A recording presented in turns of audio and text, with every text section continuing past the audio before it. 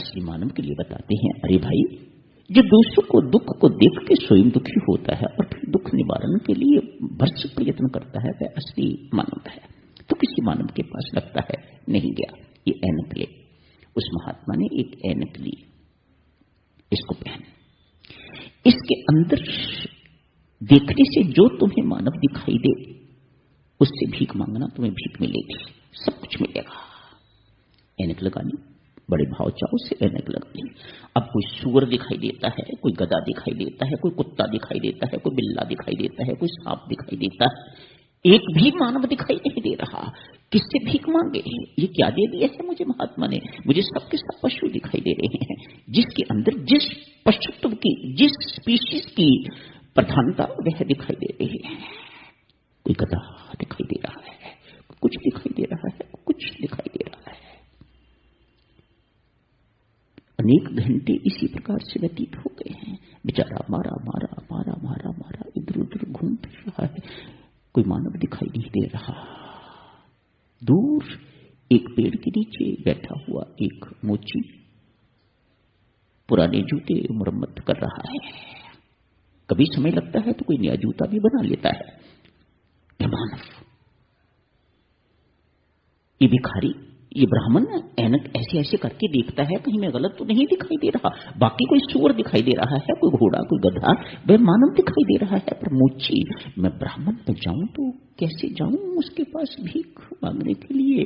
देखो देवियों, परमात्मा की लीला, परमात्मा के रंग देखो। आखिर हिम्मत करके उसकी ओर बढ़ना शुरू किया है। अभी पहुंचा नहीं है। मोची उठा, मोची उठ के आके ब्राह्मण देवता को प्रणाम किया।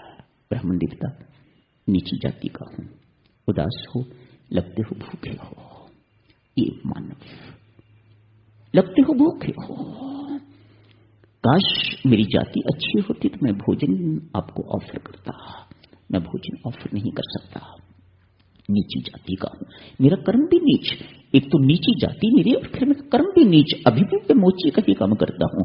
चमार वंश में जन्म लेके तो अभी भी मैं मोची का ही काम करता हूं। मेरी जाति भी नीची, मेरा कर्म भी नीचा।